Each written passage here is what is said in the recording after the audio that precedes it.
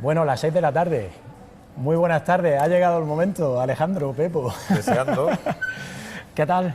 Bien, bien, contentísimo y bueno, y aquí a por la nueva experiencia, ¿no? A por esta nueva experiencia. Estamos debutando, no sé cuánta gente habrá ahí a ese otro lado, pero estamos debutando en estos encuentros especiales noir que hemos llamado para hacer una cosa tan sencilla, tan agradable, tan divertida como es hablar de literatura mientras nos tomamos una cervecita.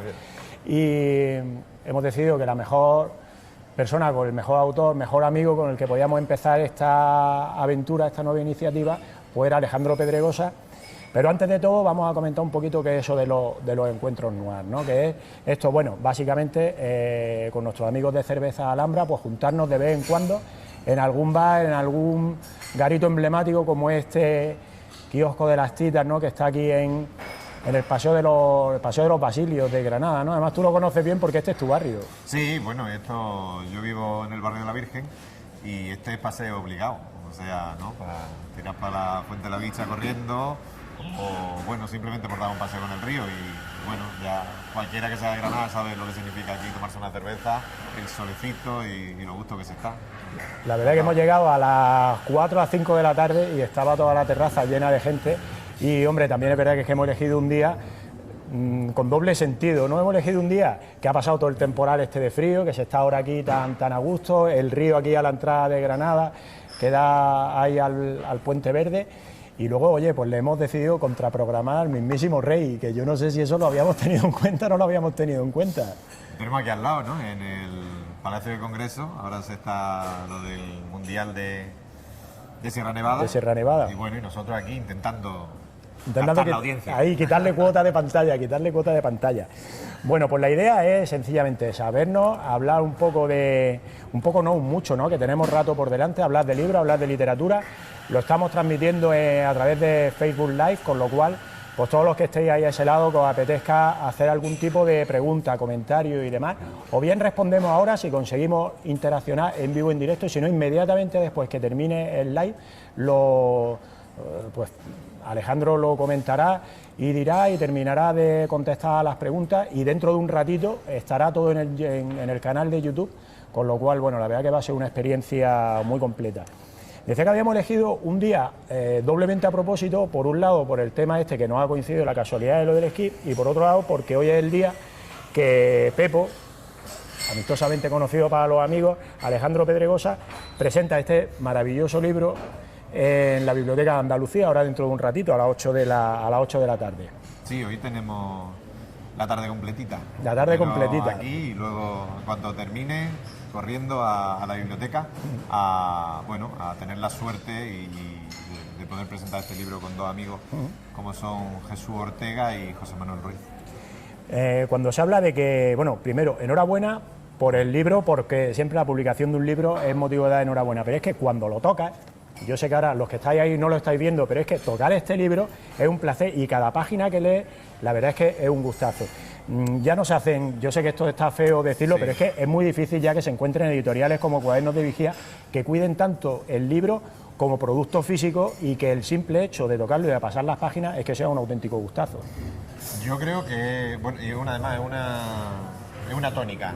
El libro lleva una semana en la calle y todo el que se acerca es una tónica de decir, es un editorial que cuida con esmero, que tiene cierto sentido de lo artesano a la hora de trabajar los libros que edita relativamente poco, no es una gran editorial, pero sí es con un mimo y con un cuidado. Por ejemplo, el papel de la cubierta se lo han traído de Italia porque era exactamente el que creían que mejor le venía al tipo de diseño, en fin, una cosa que uno no solo puede estar agradecido. Luego la caja, el libro como objeto, ¿no? Cada vez que tendemos más a que esto se deseche, a que la lectura sea cada vez más inmediata, siempre la pantalla ya le va ganando en general, va ganando mucho peso en todos los ámbitos, ¿no? La prensa, en la literatura, pero cuando te encuentras con un libro de tacto, como tú decías, bueno, igual se mueve esa nostalgia y quiere...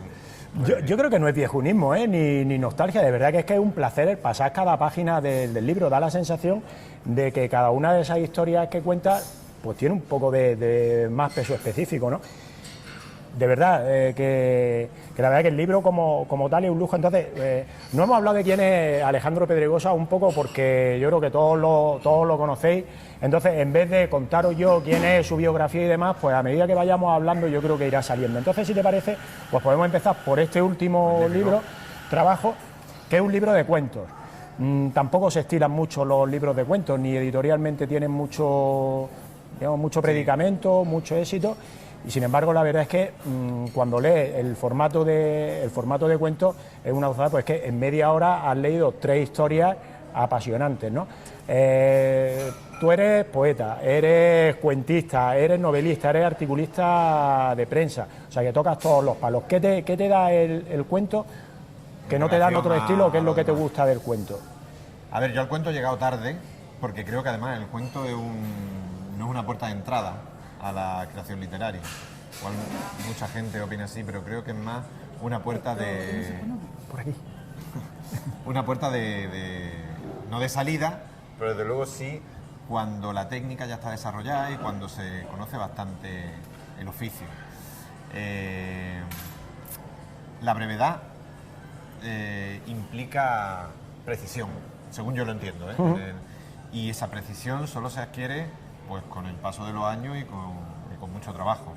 Entonces yo cuando me he metido en el terreno del relato siempre ha sido con mucha precaución, porque sé que quien se maneja en ese mundo, básicamente los escritores que se dedican al relato breve, son gente de mucha enjundia literaria.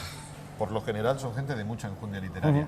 Y esto es verdad que en otros géneros más amplios, no digo grandes por dimensión, sino más amplios de cultivo, como puede ser la poesía, donde hay muchísimos poetas. Granada, afortunadamente, es una tierra que de eso sabe mucho. O en la novela, que también tiene muchos cultivadores, no se da tanto. Quiero decir, hay, en general, puede haber, por dimensión, más malos poetas y más malos novelistas que malos escritores de cuentos, porque llegar al mundo del cuento es más complicado. Y parte de los cuentos que hay en este libro y en el anterior, ¿no? en el de Caín, que también lo publicó Cuadernos del Vigía, son cuentos que has escrito para periódicos en una sección de verano, que la verdad es que es un gustazo y es muy divertida. Este verano en concreto pues escribías cuentos que era qué podía haber detrás de canciones del verano, ¿no? Sí. Entonces pues estaba la famosa canción de la barbacoa y tú te inventabas un cuento que tuviera que ver con la barbacoa. Otro que me acuerdo que me partí de risa era el del tractor amarillo. Además son cuentos en los que mezcla el humor, pero con una carga de mala leche fuerte y potente, ¿no? No sé si aquello fue un planteamiento de nuestro amigo José Guerrero, al que queremos un montón, muchísimo, o no, o fue una idea tuya, pero la verdad es que me pareció una idea fascinante. En realidad, lo que hicimos el año pasado en los periódicos, que seguramente ya no se vuelve a hacer, porque, en fin, no está claro que el proyecto siga adelante, quiero decir, es lo que tiene este libro. Es utilizar un reclamo cultural previo y popular, que la gente conoce, en el caso de la canción del verano, muy evidente. Muy evidente. Para transgredirlo, ir más allá e inventar una nueva historia. Eso a mí me motiva mucho a la hora de escribir por dos razones. La primera es que no precisas nada para empezar el relato. El relato empieza ya desde el mismo título, porque si tú dices... bueno, como en este caso... O los cuentos populares, ¿no? Que Mambrú se fue a la guerra. De chocolate, o en el caso de la canción del verano, el tractor amarillo, el lector ya en el título está dentro del relato. Porque hay códigos culturales que tú ya estás compartiendo con él. No tienes que empezar a explicar si llama un relato, la tempestad. Claro, bueno, aquella noche, no. El tractor amarillo, pues claro, ya está. El tractor amarillo. Ya hay un trasvase de códigos culturales que a mí me sirve para entrar directamente al relato y digamos que estrujar su brevedad, que eso es propio del periódico porque solo tengo 800 palabras, claro, y no te queda más remedio. Pero la verdad que ese es un buen desafío, es decir, al final hablabas del relato, hablabas de la novela, también un relato, bueno, pues lo mismo puedes utilizar 800 que 1200, pero cuando tienes el reto de las 800, bueno, pues lo tienes que condensar ahí, ¿no? Y tiene que estar todo. En este en concreto lo que hay son, no te digo actualizaciones, pero son imaginaciones o fabulaciones sobre cuentos clásicos, ¿no? Sobre cuentos clásicos, sobre mitos griegos, sobre historias bíblicas. Entonces lo que hago es traer una historia de la tradición, o de más o menos la tradición que todos compartimos, para darle una vuelta y generar otra historia, ¿no? Otra historia, digamos, contemporánea. Y la O del título tiene que ver un poco como si fuese el eje de una balanza, ¿no? En este caso un eje redondo, porque hay un trasvase de información, como una centrifugadora de información y de textos culturales que están flotando, pero es como el eje de una balanza donde hay dos platos. En un plato está el cuento tradicional y en el otro plato está el que yo genero a través de ese cuento tradicional. Y esa es un poco la idea de todo el libro. Por eso, porque cada título se llama, por ejemplo, Mambrú se fue a la guerra o el patriotismo. Pues Mambrú se fue a la guerra es lo que el lector ya trae consigo, el patriotismo es lo que yo reflexiono y la O hace de balanza. De balanza, sí, sí, sí. La verdad es que yo me lo he pasado pipa, algunos ya lo había leído, otros no, y como pasa tantas veces cuando se relee, o sea, si leer es un placer, releer una historia, un libro que te ha gustado, la verdad es que es un placer y medio, y en este caso además que son cortitos, pues la verdad que se disfrutan un montón. La relectura debería tener más, sí, quiero decir eso, más predicamento del que tiene. Cuando te ha gustado un libro y si se lo tiene en el imaginario, así, en la memoria guardado, releerlo es un placer. Claro. O sea, es un nuevo placer. Pues no es lo mismo que leer, es otra cosa. Es otra cosa. Ahora que estamos preparando, además tú vas a participar también en unos clubes de lectura que se van a hacer en la Feria del Libro de este año de Granada. Tú has elegido Sostiene Pereira y yo he elegido A Pleno Sol. Yo estoy volviendo a leer A Pleno Sol de Patricia Highsmith, porque hay otro A Pleno Sol del que vamos a hablar ahora, que es tuyo. Y muchas veces cuando hablamos, sobre todo eso se suele decir de las películas, no, la película ha envejecido mal. Dice, oye, no, que el que ha envejecido mal posiblemente seas tú, o bien, no se sabe, ¿no? La película es la misma. La verdad es que yo ahora que estoy releyendo A Pleno Sol de Patricia Highsmith, es que es una cosa absolutamente maravillosa. Y es verdad que, bueno, pues nos gusta leer novedades o lo último que sale, pero es verdad que dedicar un poquito de tiempo a esa relectura es algo fantástico. Y concretamente en eso A Pleno Sol, y por lo que decía que la película envejeció mal, Alain Delon no envejece nunca. No envejece nunca, efectivamente. Es una maravilla. Sí, no es A Pleno Sol no es una de las que ha envejecido mal, ni muchísimo menos. Otra cosa que tiene Alejandro, yo pensaba que habías nacido en Málaga, pero en realidad naciste en Granada, lo que pasa es que al chispo de tiempo, ¿no? Con días, te fuiste allá a Marbella. Sí. Yo, un buen amigo mío, jefe y compañero, Antonio Claré García, siempre me decía que una persona es de donde ha estudiado el bachillerato. Que a fin de cuentas es de donde, bueno, pues donde te haces persona, no sé si humana o no humana, pero bueno, es donde nos formamos de verdad. Tú te formaste en Málaga, luego viniste a estudiar aquí a Granada Filología, te quedaste... hoy 20 años. Te quedaste 20 años hasta que te secuestraron allí en Navarra, felizmente secuestrada, allí has pasado un tiempo.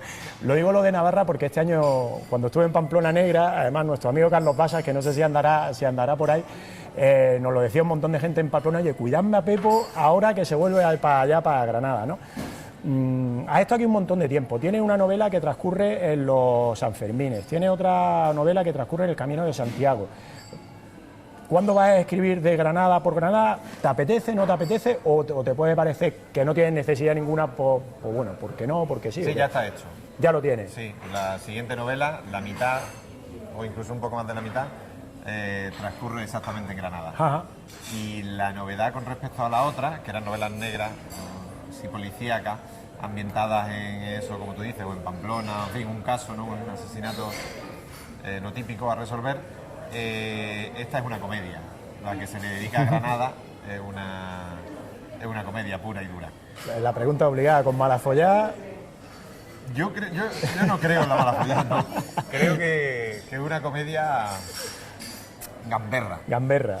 Que a esta ciudad igual le falta un poco de gamberrismo, porque hay, bueno, incluso para el humor, ¿no? Que es la mala, que nuestro humor, digamos, humor nuestro se fuga por ahí por la Malafollá, sigue siendo recto y sobrio, y no un Malafollá te dice las cosas así, mirando, te quedas medio tarumba, funciona el humor, pero no es.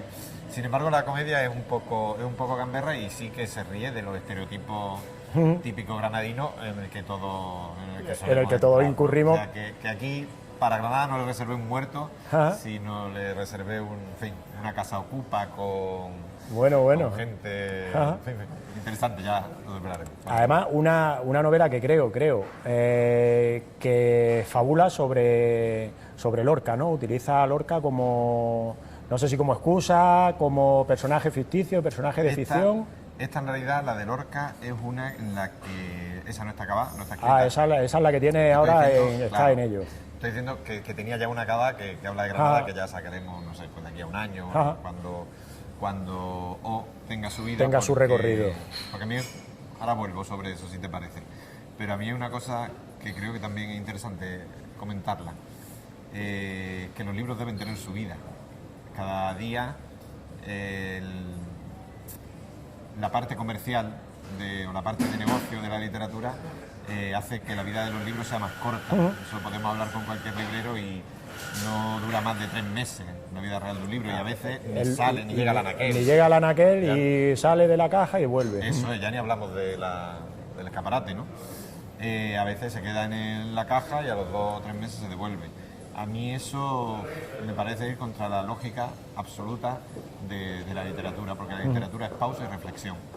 Tiene que ser pausa y reflexión, o diversión también, pero desde luego el tiempo de leer es un tiempo de pausa. Y que cada vez la vida de los libros sea más corta me parece un contrasentido. Entonces yo, ahora sale pues yo quiero darle un año de vida, y ir tranquilamente presentándolo por sitio, hablando lo que pueda de él, que funcione el boca a oreja y que tenga, bueno, pues yo creo que esa vida medianamente decente que tiene que tener un libro de 1 año y medio. Entonces ya luego vendrá la otra novela. Vendrá la otra novela. Y durante todo ese tiempo se cuajará lo que estás hablando de Lorca, que sí, la idea era poner en diálogo a dos genios de la literatura contemporánea como son Lorca y Kafka. Este verano, como sabe, me concedieron una beca para pasar 2 meses en Praga y bueno, y ahí fui un poco a investigar eso y a estudiar la idea de cómo poner a dialogar, evidentemente en la ficción, a dos autores tan básicos y tan geniales. Que eso yo creo que es fruto del trabajo que está haciendo nuestro amigo Jesús Ortega con el proyecto de Granada Ciudad Literaria de la UNESCO, ¿no? Que además de una marca o de hacer presentaciones en el Centro Lorca y demás, pues va a poder fomentar que se haga creación y que surjan historias y demás, ¿no? Que yo creo que es el sentido que debe tener cualquier proyecto cultural, aparte de difusión y demás, pues si consigues creación, la verdad que es un lujazo, ¿no? Tenemos ahí en ese sello, o sea, tiene Granada, una oportunidad, yo creo, muy interesante porque Granada se puede señalar por muchas cosas y es cierto que en los últimos años pues ha habido un decrecimiento según yo lo veo, de las potencialidades culturales de esta ciudad. Esta ciudad es Alhambra, es turismo, evidentemente, es universidad, evidentemente, pero todo eso tiene que conjugarlo en una dirección, y yo creo que la dirección tiene que ser la cultura. Entonces, dentro de la cultura, tener el sello de Ciudad Literaria de la UNESCO, tiene que ser, pues una de las mesas de la pata, ¿no? para asentar que la proyección que de esta ciudad sea cultural. Es que sobre todo lo que tenemos, no tenemos grandes industrias, no tenemos la cultura, y es verdad que en eso hemos destacado siempre. O sea, Granada ha exportado artistas, poetas, músicos, ya ni cuento. Entonces, claro, esa fortaleza, que no es que sea una potencialidad, que es que es un acto, esa fuerza. Se nos ha metido aquí el editor del libro, se nos ha colado aquí en vivo y en directo.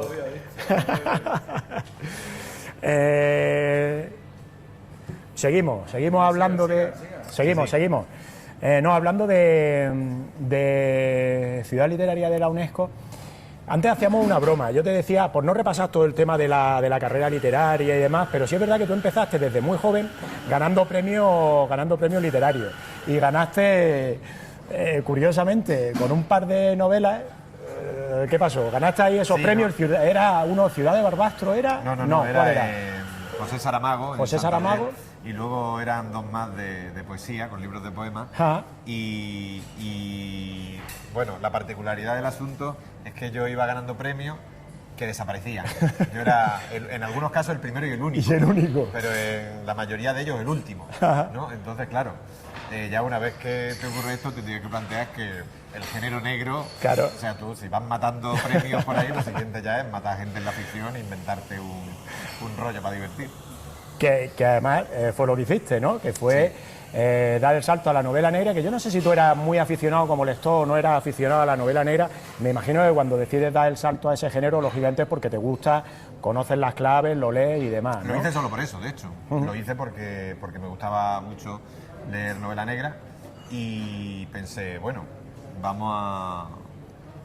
Yo creo que con mucha gente que hace su primera novela, ¿no?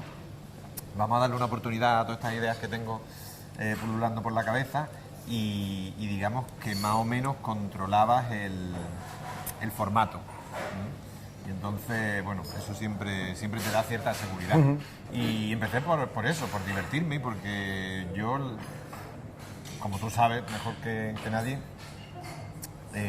porque organiza un festival, es profesor sobre eso, la novela negra tiene 1000 variantes y tiene 1000 ramas y 1000 derroteros, de los cuales yo creo que casi todos son, en casi todo hay por lo menos unos cuantos autores de mucha calidad.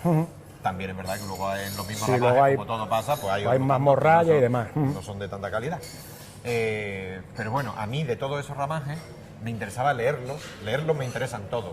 Luego a la hora de ponerlos en práctica, en mi literatura, me interesaban, por decirlo de alguna manera, los más naif, ¿vale? Entonces las novelas que yo hice, novelas negras, tenían un ramalazo claramente costumbrista, porque a mí lo que me interesaba de verdad es poner un muerto, y en tanto que muerto y literatura, alejado, o sea, muy centrado en la ficción y muy alejado de la realidad.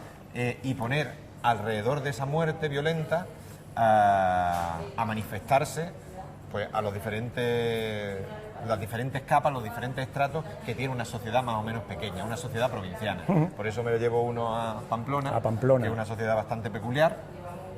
Luego... Además, en los Sanfermines, claro, que esa novela era Un extraño lugar para morir, que además no solo es el lugar extraño, sino el contexto y el momento en el que ocurre.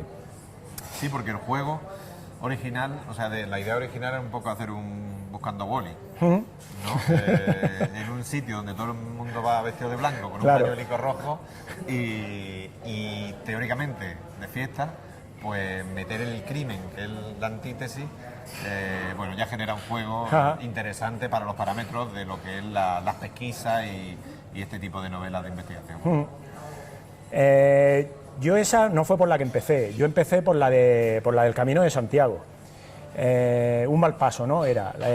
Claro, en la del Camino de Santiago a mí me llamó la atención y me sorprendió que además son muertes muy truculentas. No tienes tú empacho ninguno en decapitar a una persona y que la cabeza aparezca por ahí rondando y demás. Y luego, claro, en un entorno que parece absolutamente lo contrario, ¿no? Que el entorno, pues, bucólico pastoril del Camino de Santiago, aunque luego, bueno, hace poco hubo por ahí un asesinato que al final la realidad muchas veces acaba superando, bebiendo de la ficción, ¿no?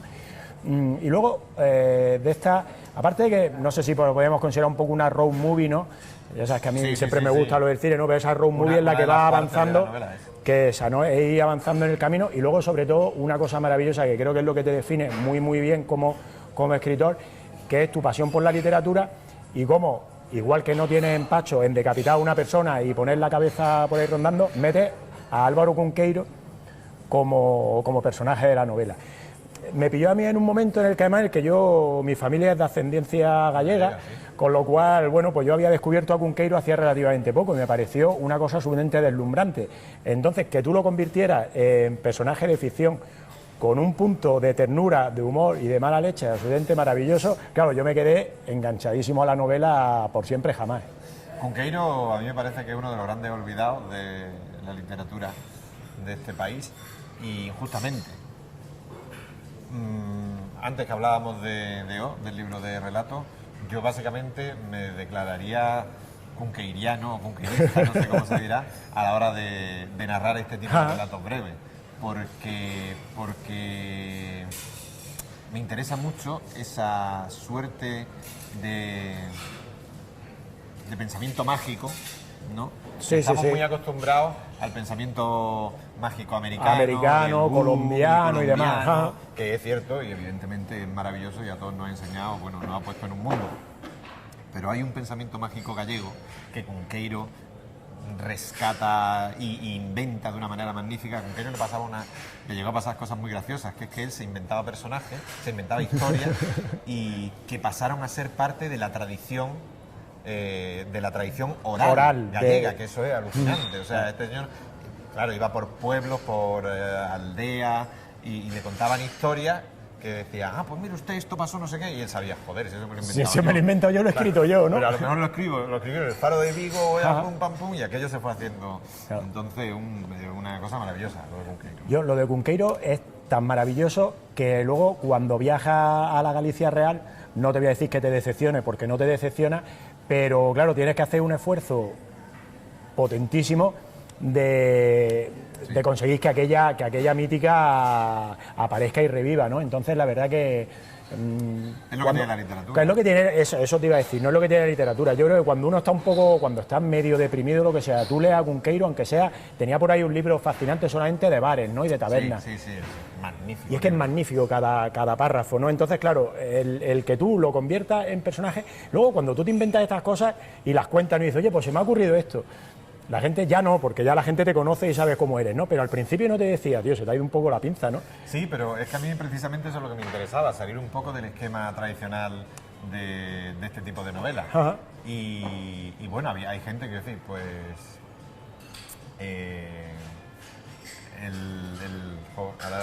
Ya te es lo que es para los nombres. Está hablando de Connolly. De Connolly, sí. ¿Vale? Sí, la parte esa fantástica, John Connolly. La parte fantástica, por ejemplo, y de fantasma y de tenebrismo. Pues lo mete en una novela, claro, donde el asesinato, la pulsión y el miedo, como en los de John Connolly, sea intensa y flagrante, y bueno, te puede llegar a creer que haya fantasmas. Yo quería hacer lo mismo, pero desde la otra esquina, desde el humor, desde la relajación, desde, bueno, es un muerto mucho más de mentira que los de Connolly. Sin embargo, los personajes que rodean a todos, pues son personajes que podemos reconocer cada uno en nuestro día a día, en nuestra vecina, tal, y claro, ¿y por qué no podemos tener a un vecino que en una profunda depresión hable con Cunqueiro? Con Cunqueiro, pues sí. Luego lo que pasa es que eso te puede generar un poco de adicción, ¿no? Y luego queréis que Cunqueiro te acompañe en la vida real, ¿no? Siguiente novela después de estas, creo que era A Pleno Sol. Sí. A Pleno Sol, claro, lo primero que te sorprende es por el título, no te sorprende, te llama la atención, ¿no? Porque como hablábamos antes, hay una A Pleno Sol que es de Patricia Highsmith, y era una novela que a mí creo que la leí en 2 tardes. Me pareció absolutamente fantástica en todos los sentidos de la palabra, ¿no? Es una novela que transcurre durante la acampada del 15M. Cuando parecía que otro mundo iba a ser posible, que había un proceso de transformación, que la juventud hablaba y demás, y tú lo que haces en ese espacio, no sé si mitificado en aquel momento o no, pero tú sitúas también un crimen, que es esa cosa que a ti te gusta tanto, ¿no? Situar un crimen en un lugar extraño, paradigmático y demás. Y en este caso, la persona encargada de investigar el crimen es una persona ya jubilada, mayor, que pasaba por allí un poco a oler, ¿no? Y a ver qué era aquello del 15M y no dejar que se lo contaran, sino, oler y luego implicarse, ¿no? El típico... El que mira obras, el que mira obras... en la mente que mira obras, que dice, bueno, pues tengo tiempo y aquí se ha juntado una marabunta de gente y estos de qué van, vamos a verlo. Pero luego les compraba la mallorquina, ¿no? Les compraba allí unos suizos, unos croissants y se los llevaba. Y le llevaba café con leche. Efectivamente. Responde al mismo parámetro de las dos anteriores, de poner un crimen en un contexto, bueno, particular, pero responde además a una intencionalidad grande, que era intentar, no romper, pero sí radiografiar o ver de una manera más clara lo que se juntó durante aquellas 4 semanas en la Puerta del Sol. Porque desde fuera parecía que la visión era bastante unánime, ¿no? Esto me pasó subiendo en Almuradiel, donde se paraba el autobús. el autobús de Granada para Madrid. Y justo era esa época, yo tenía que ir a Madrid a hacer algo, de una presentación o algo así, y era ese mayo y había un señor, la tele, pues salían los congregados y había un señor muy, bueno, pues muy granaíno, por otro lado, peleándose con la televisión, diciéndole pues que eran todos unos mierdas, que tenían que irse a buscar trabajo, que eso eran unos peludos, que no sé qué, bueno, ese típico discurso. Sí, ese discurso... Y yo, que no era tan mayor como el señor y que tenía una mente, creo, bastante más abierta en muchas cosas, estaba mirando y decía, pues ahí hay gente que ya solo por estética no es unánime, ¿no?, en lo que yo estaba viendo. Y entonces fue una novela un poco para explicar qué era lo que había, qué tipo de personas había dentro de eso y la pluralidad que había dentro de eso, ¿no? Entonces, claro, este investigador, que es Chucho, que es el señor jubilado, que tiene también unas cosillas así en la cabeza, en la cabeza ahí, desequilibrio, pues se rodea de una cuadrilla de gente que está en el 15M y bueno, y ahí se ve un poco que no todo el mundo era igual, ni todo el mundo pensaba lo mismo, pero simplemente sí había gente que tenía una idea en común, que era cambiar y mejorar el mundo. Y sin embargo, lo que sí hace, porque tú escuchas esto y puede parecer que, pues, que iba a hacer una especie de apología de todo el mundo bueno. Y esa es otra de las cosas que a mí me gustan tanto de tu literatura, tanto de las novelas como del cuento, de la literatura corta.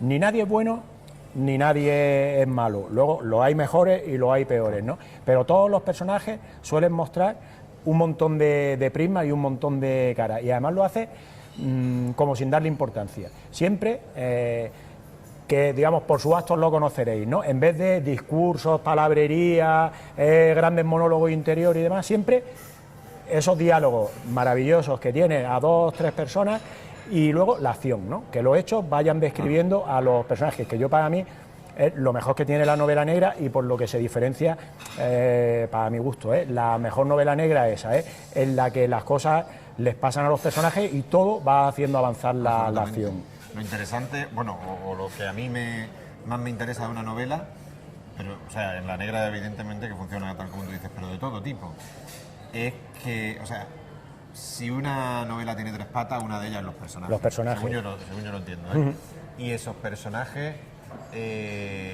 tienen que atacar directamente a la condición humana. Haga una comedia o haga una novela negra. Tienen que atacar a la condición humana y reflejar eso. Formas de reflejarlo, exactamente como tú dices, ¿no? Por su acto, por los actos del personaje y por lo que dice. Porque al fin y al cabo es como yo te he conocido a ti. Yo solo te conozco por lo que te he visto hacer, por lo que te he leído, por lo que te he visto decir. ¿Sabes? Tus pensamientos, o en fin, o que si alguien me contase tus pensamientos sería muy aburrido, muy claro. Si ahora viene Miguel Ángel y me dice, pues yo creo que Jesús piensa, Jesús déjame que ya pensaré yo. Claro. De hecho, eso es lo que no nos gusta. Lo que no nos gusta es lo dogmático. Claro. Lo que no nos gusta es lo que nos imponen y lo que nos dicen. De lo que, déjame con mis personajes, déjame con mi libro, que yo me enteraré y eso también, yo me entenderé con él, quiero decir. Y eso también incluso a nivel de descripción. Yo creo que el escritor que a mí me gusta, no digo que sea bueno o malo, el escritor que a mí me gusta es el que deja puertas abiertas a que el lector colabore. O sea, en la lectura eso lo sabemos de hace mucho tiempo, es un hecho activo también, no pasivo. Entonces, ¿cómo me divierto yo? Yo me divierto inventando con las agarraderas que tú me das. O sea, esto es el montañismo, esto de subir la escalada, ¿no? Tú has puesto Tú has abierto la vía, pero yo voy contigo y vamos los dos, porque si no es un absoluto aburrimiento y además no es literatura. ¿Y no te parece que hay mucha literatura negra actual, porque el género, vamos a decir, que esté más o menos de moda, que precisamente porque te lo da todo mascado, aburre soberanamente? Pero mucho, yo de hecho, bueno, sientes cierto desencanto con el boom, precisamente por eso, porque no se ha entendido, yo creo, la esencia o la mejor esencia de lo negro. Muchas veces, claro, leemos clásicos negros, buah, nos gusta mucho la pose de tipo duro, el hard boy, la femme fatal, el hard boy. Bueno, pues yo voy a intentar hacer una historia así. Y entonces, pum, ala, ahí con cincel y martillo redundo en que el mío también se le ponen los ojos así cuando le cae el humo y el sombrero y el otro. A ver, no sé, todo tiene su... Yo a mí lo que más me gusta de la novela negra es la originalidad, la espontaneidad y el seguir abriendo camino. Pero el redundar en cosas que ya han dado su fruto, si la imita igual, genial. Yo digo, si la imitan mucho, genial, porque van a seguir dando su fruto. Pero el arte de los clásicos, no estaba, de Chandler, por ejemplo, no estaba en lo duro que puede ser Philip Marlowe, las hostias que le dan, no sé qué. Su arte estaba en los diálogos y en la capacidad para generar un personaje que hable de esa manera y en la chispa, ¿no? de que son guiones cinematográficos, de lo que se dicen los personajes. Ahí está la grandeza, no tanto en lo que luego genera como un halo de mitificación. La mitificación está bien, pues como en Casablanca, porque nos gusta, pero ¿qué era lo grandísimo de Casablanca? Cuando apela al factor humano, ¿vale? Con Rick y los diálogos que tiene la película, aparte de las cuestiones técnicas cinematográficas, claro. Sí, pero al final que lo sustancial, yo para mí siempre, lo sustancial es el personaje. Luego muchas veces a mí me pasa, me aburre mucho la novela en la que todo está orientado hacia la resolución de una trama, es decir, al final el puzzle, ¿no? Y luego otra cosa que empieza a ver mucho, que es inventarte cada vez sistemas de matar más originales y por lo tanto más horrendos, ¿no? Y al final se te va buena parte de la novela en ese tipo de cosas que para mí es accidental y a mí realmente me distrae de todo lo otro, que me interesa mucho más, es decir, me interesa mucho más el personaje y me interesa mucho más la sociedad o el paisaje en el que se desenvuelve ese personaje, ¿no? Claro, pues Charles, pues era Los Ángeles.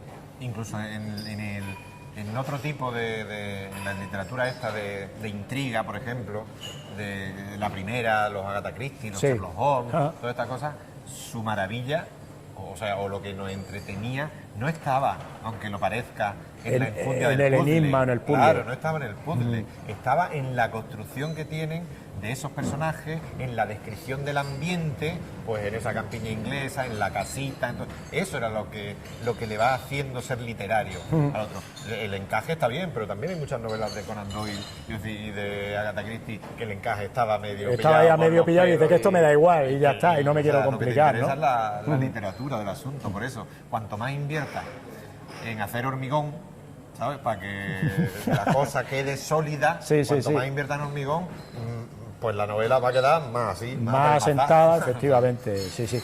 Y luego, otra cosa que es curioso, antes de entrar a hablar de Hotel Mediterráneo, que yo creo que es una novela muy especial y esa sí me gustaría dedicarle más tiempo, tú no tienes saga literaria, no tienes personaje de cabecera, es curioso que en cada novela ha ido cambiando tanto de ambiente, de localización, como de trama, como de protagonista y demás. Y luego, como decíamos, sin embargo, sí tienes un universo personal tuyo que a mí me parece algo increíble. Es decir, que Vázquez Montalbán, con Carballo y veintitantas novelas, creara un personaje suyo, una voz suya, está bien y tiene mérito, pero lo que has hecho tú, que es hacerlo a través de personajes completamente diferentes, tramas distintas y demás, ya te digo, me parece vamos, de un lujazo. Bueno, yo en los dos sentidos, todos conocemos a grandes detectives o grandes personajes que con 2 o 3 novelas ya son grandísimos. Sí. Y los queremos y son amigos muchos de los que lo escriben, pero a mí me interesaba otra cosa y seguramente habrá sido en demérito. En demérito, incluso en demérito comercial, sin posiblemente, duda, claro, porque al final, claro, si tú tienes a tu personaje y la gente sabe que cada 2 años pues va a tener una historia de ese personaje y la gente se identifica, pues tiene un montón de terreno ganado. Y no es algo de lo que estoy orgulloso, yo entiendo que es de mérito mío, pero a mí lo que me interesaban son los universos, o sea, ese universo del que tú has hablado, esa vida o intravida de la ciudad provinciana relacionándose con el crimen y relacionándose de una manera no real, no realista, sino entre el humor y la fabulación, la imaginación y demás. Y todo este tipo de cosas. Sé que es diferente, claro que o sea, yo soy consciente de eso y sé que, bueno, que a lo mejor otra cosa hubiera sido, pues si estiras a cualquiera de los comisarios y tal, pues genera una saga, pero a mí personalmente no me sentía con fuerza para hacer eso. A lo mejor es una Bueno, forma de estar en la literatura, no me sentía con fuerza. Decía, bueno, repetir, vale, no, venga, cambio escenario, pero repetir personajes me parecía que perdía frescura. Y seguramente es un error, pero bueno, sí lo hice. Bueno, o lo mismo luego en un momento dado pues te apetece, claro, porque claro. crea un personaje y oye, pues lo agotas en una historia y de repente pues te apetece Aparece retomar los ese años en otro personaje sitio, en otra, ¿no? en otro lado. Pero sí es verdad que has tenido esa valentía realmente y no acomodarte para ir creando cada vez un escenario, unos personajes totalmente nuevos. Que también te digo una cosa que tiene de bueno, y es que en tus novelas tampoco nunca sabes quién va a ser exactamente, como decíamos antes, quién es exactamente el bueno y quién es exactamente el malo. Puede morir cualquier persona en la novela en cualquier momento, porque bueno, tampoco tienes por qué mantener un código del personaje principal, el ayudante, el cómplice, el amigo y demás, ¿no? Entonces, bueno, también eso para el lector pues agradece, porque siempre está un poco en vilo de saber lo que puede ir pasando. Bueno, son formas de acercarse al género. A lo mejor no es la mayoritaria, a lo mejor no, desde luego no es la mayoritaria, pero es una forma. Una ya forma. está. Bueno, Y te decía de hablar de Hotel Mediterráneo, de tener un poquito más, porque para mí me pareció una novela, como siempre, completamente original, que no me la podía esperar. También es verdad que yo ya no me espero nada de ti, en el sentido, tú sabes en qué sentido lo digo, ¿no? Con lo cual tampoco pues tengo ninguna previsión de lo que vas a escribir, ¿no? Con lo cual dice, oye, pues yo me fío de cualquier cosa que escribe, la voy a leer con gusto. Entonces, en Hotel Mediterráneo cuenta una historia que en realidad ocurre, ¿no? Que hay una serie de casas que nadie sabe dónde están, excepto las personas implicadas, donde se recogen o se refugian mujeres víctimas de los malos tratos, ¿no? También ha querido la casualidad que hoy estemos haciendo esto precisamente en víspera de un día tan señalado como es el de mañana, el día 8, que es el Día de la Mujer, y en un año tan jodido como está siendo este, que estamos viendo atrocidad tras atrocidad, prácticamente cada semana pues nos encontramos con un asesinato machista y demás, ¿no? Y entonces, bueno, la verdad que esta novela, la de Hotel Mediterráneo, cuenta una historia aparentemente muy sencilla, en la que hay una mujer que se va o se encuentra en una de estas casas, que está perdida en mitad de la montaña. Podemos entender más o menos, podemos inferir por dónde está. por la zona, más o menos. Por la zona. Y luego, bueno, allí hay otro personaje que es una de estas personas retirada del mundanal ruido por razones que él considera oportuno, y empiezan a interaccionar, ¿no? Yo esa novela cuando la leí, porque luego hay quien va a buscar a la chica y la gente de la casa se tiene que defender, ¿no? Y se genera el conflicto. Vamos, para mí era una historia prototípica de Howard Hawks, ¿no? Una historia, un western por completo, además, de Howard Hawks, ellos metidos frente a la amenaza exterior. Y me pareció una cosa absolutamente deslumbrante. Tiene el fuerte. El fuerte. El Hotel Mediterráneo es el fuerte. Yo cuando no lo había pensado nunca en esa clave hasta que te lo leí a ti en un artículo y luego decís, contar, y efectivamente eso, defenderse de los indios. Defenderse de los indios, que en este caso son unos, bueno, sí, pues son indios, ¿no? Unos legionarios que luego tampoco son lo que parecen. No. Como siempre pasa en tus novelas, ¿no? Suelen ser las cosas bastante más complicadas que esa apariencia fácil, ¿no? A mí esta es una novela que me ha dado, bueno, era un cambio de registro, ciertamente, y también tenía el peligro, igual que las otras tenía el peligro de pensarse que era una novela negra, bueno, un poco más negra, que eran, no así al uso, Hardboiled o algo así. Este tenía el peligro de que la gente creyera que era una novela sobre el maltrato. Sí. O sobre la violencia machista. No es una novela sobre la violencia machista, aunque es el eje sobre el que gira la novela, ¿vale? Digamos, o se puede ver de otra manera, ¿no? La violencia machista está cruzando de forma tangencial toda la novela, pero no es el centro de la novela. La novela un poco no quiere abundar en la llaga, sino en el betadine, ¿vale? Sí, una buena descripción, sí, claro. sí. Entonces, una novela que básicamente lo que quiere es hablar de las segundas oportunidades y de la amistad y del buen amor frente al mal amor, ¿no? Conocido como mal amor. Y claro, y ahí, la manera que tuve de desarrollarlo es volver a los personajes. Es una novela también de personajes. De puros personajes. Totalmente, tanto los principales como los secundarios. Ocurre poca cosa, bueno, eso, está el fuerte, digamos, está el Hotel Mediterráneo, gente que intenta entrar y gente que intenta que los otros no entren. Esa es la historia de la novela en síntesis. ¿Cómo se conjuga la literatura ahí? Con los personajes. Y entonces son personajes que pueden parecer extraños, no creo que exagerados, pero sí extraños porque son gente que ha huido del ruido. Eso es, de la ciudad. son gente al margen. Son gente al margen. Y además la mayoría de ellos voluntariamente al margen, o las circunstancias le han invitado, ¿no?, a mantenerse al margen. La idea es precisamente eso, gente que por coyunturas vitales tuvo que irse al fuerte. Me gusta mucho la idea del fuerte esta que has dicho, pero ahora más antes va a ser fuerte. Tuvo que irse a protegerse en el fuerte. Sí, porque claro. El fuerte tenía un destacamento de gente que los protege. Que los protege. Sean mínimos, pero los protege. Ajá. Sí, sí, y luego el acoso al que empiezan a someterlo, te lo crees por completo cómo va siendo, y luego, bueno, pues la historia va cambiando, ¿no? Y tiene efectivamente su otro lado.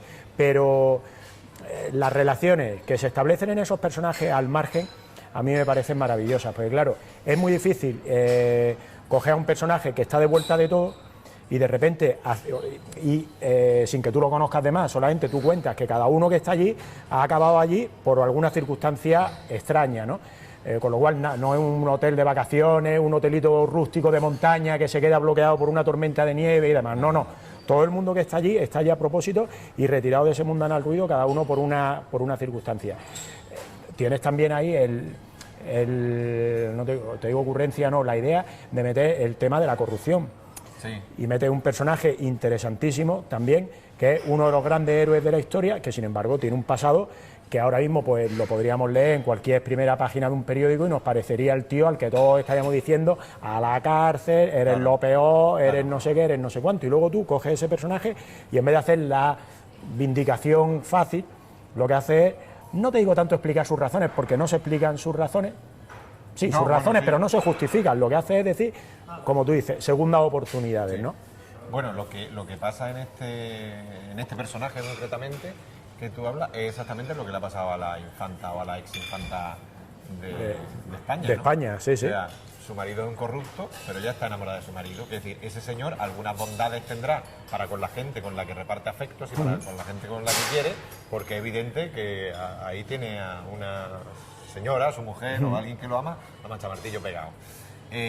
Con este personaje pasa igual. O sea, a mí la idea que me surgió de cuando veía lo de los ERE, este señor, que no me acuerdo ahora cómo se llama, que va con la gafa oscura y que invitaba a Gin Tonic y que resolvía todos los temas como aquí estamos nosotros, ¿no? Invitando a Gin Tonic por la tarde y pasando por ahí. Y por lo visto había colocado o había colado ERE a medio pueblo o a media barriada suya, no recuerdo exactamente cómo era. Entonces yo pensé que para nosotros era un malvado villano que se estaba gastando el dinero público de tus impuestos y de los míos, habría medio pueblo o media barriada donde sería el tío magnífico ídolo del mundo y que lo querrían como bueno, pues como lo que era, un hombre afectuoso que repartía dádivas, que no eran suyas, pero repartía dádivas entre gente a la que quería.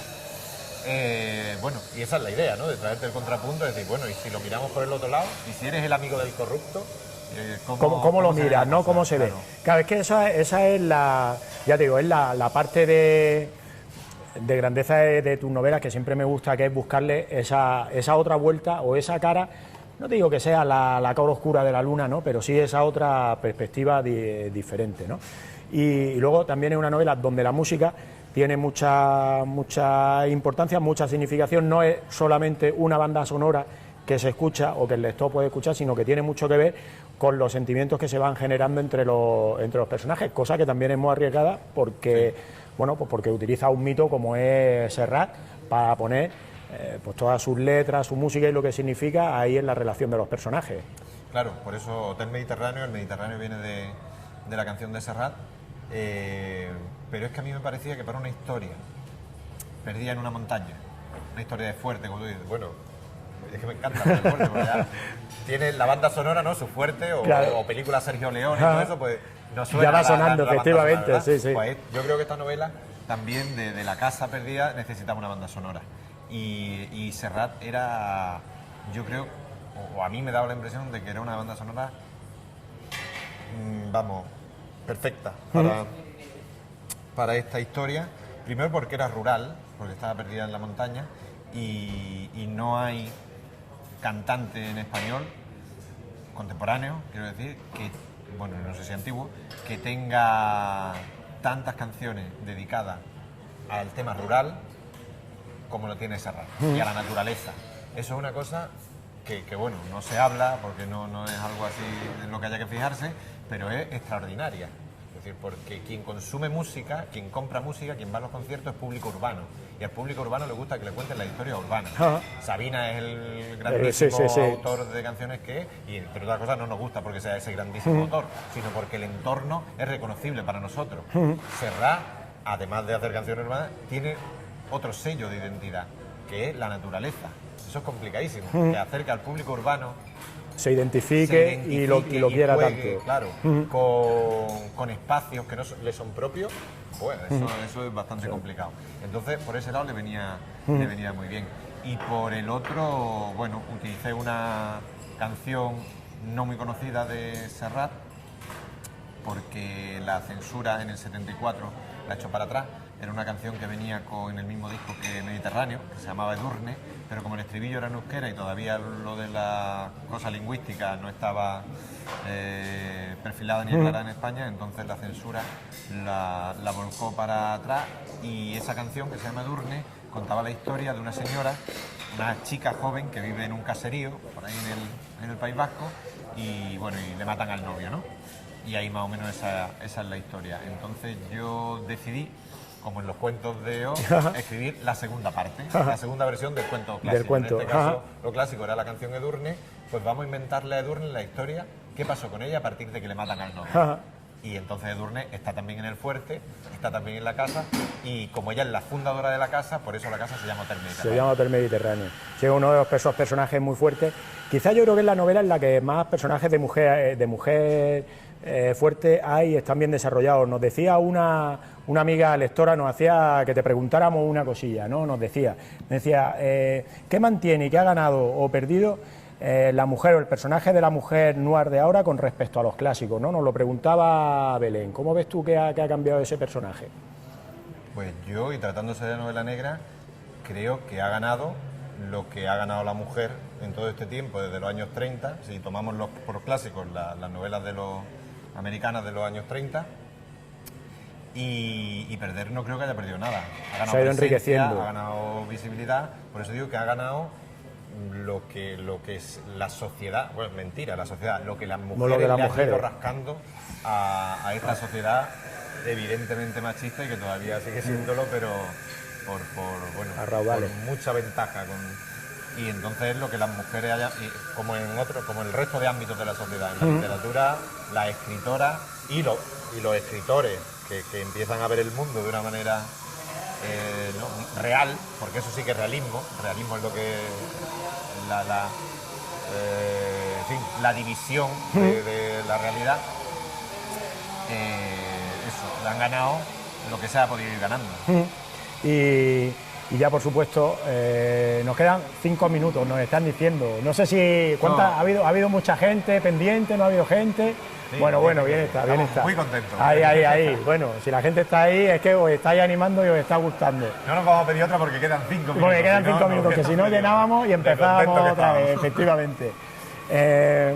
Decía que, aunque de vez en cuando todavía, como pasó el año pasado, ¿no? El tema este de Semana Negra, hay algún coletazo que surge por ahí, ya es que el personaje de la mujer es, o debería de ser, ¿no? El personaje normal y corriente en cualquier novela, en cualquier narración, sin tener que buscar nada que fuera especialmente, ¿qué te digo yo? Ni reivindicativo, ni vindicativo, ni nada, ¿no? Ya es verdad que hoy día escribir, no sé, a ti, creo que no, escribir una historia de una mujer fatal, es que sería casi ridículo, ¿no? O sea, que te quedaría una cosa un poco absolutamente de modé, naif, increíble, que no tendría mucho recorrido. Y claro, sobre todo no tendría recorrido literario, que eso es lo difícil.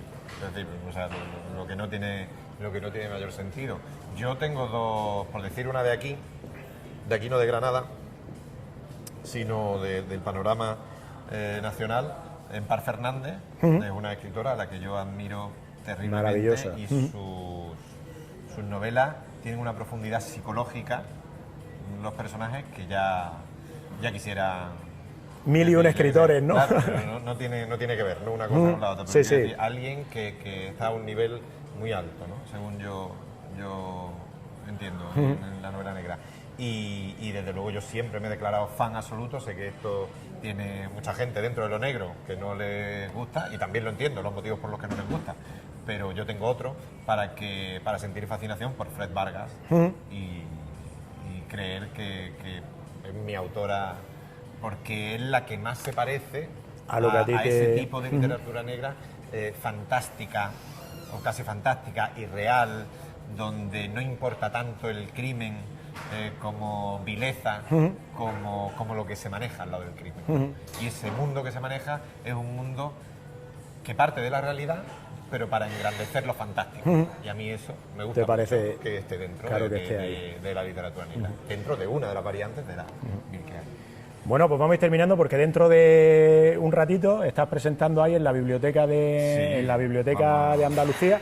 No sé qué te ha parecido esta experiencia que hemos organizado aquí desde Granada Noir. Sabéis que el festival el festival físico es la primera semana de octubre, que el crimen sería perdérselo, pero hemos querido darle esta especie de prolongación, no sé cómo llamarle, si virtual, televisiva o llamémosle como, pero sobre todo que podamos seguir hablando de literatura y que un festival no se agote solamente en los 5, 7 o 10 días que dura, ¿no? Espero que a los que estén ahí a ese otro lado también os haya gustado la idea, y la idea es seguir haciéndola, ¿no? Seguir juntándonos en bares como este, tomándonos una cervecita y seguir disfrutando de este tipo de cosas. La idea es muy buena, porque es una forma de alargar el festival, ¿no? O sea, bueno, más que de alargarlo, de continuarlo. Y siempre, bueno, por tener ese espacio de una horita para tomarse una cerveza, hablar del libro, hablar del género.